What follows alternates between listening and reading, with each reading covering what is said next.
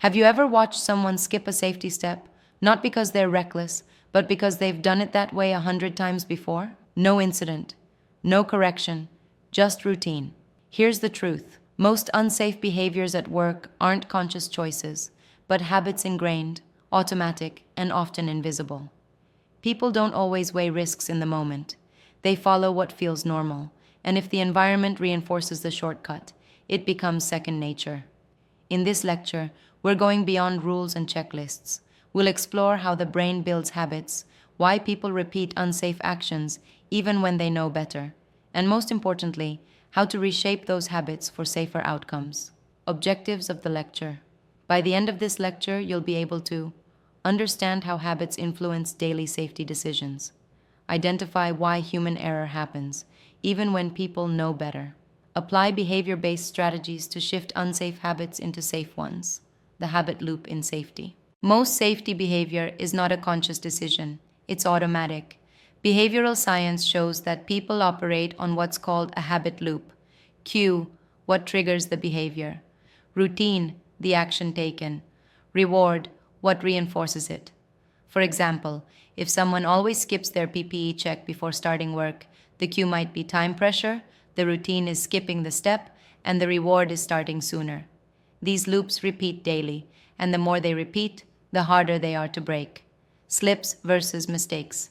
The UK Health and Safety Executive, HSE, categorizes human error into two types, slips and lapses, when you know the right action but fail to carry it out, e.g., forgetting to lock out a machine.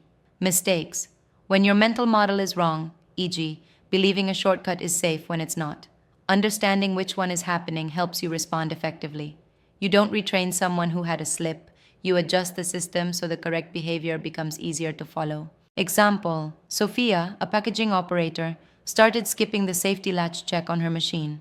Why? She'd seen others skip it. Her supervisor never mentioned it. The check felt like it slowed her down. Over time, this became her new normal. Only after a near-miss incident did she realize the pattern. When the company introduced visual cues and team reminders right before startup, compliance shot up and habits changed. So, how do you replace unsafe habits with safer ones, without relying on constant reminders or punishments? It starts with designing the environment and routines to support the right behavior automatically. Here's a simple 3-step technique that can help: rewiring safety habits. Make safe behavior the default. Redesign processes so the safe step is automatic. For example, add checklists to machines and place PPE near workstations. Change the cue, not just the rule. If someone's cue is stress or time pressure, help them create new routines. When I feel rushed, I still check my harness. Celebrate the right behaviors. People repeat what gets noticed. Publicly thank employees for safe actions, not just outcomes. Safety isn't just about rules, it's about routines. When unsafe behavior becomes habitual, no amount of posters or policies will help unless you address the why behind the habit. The good news? Habits can be reshaped. And when safety becomes part of the loop, not an interruption to it, you'll see lasting change.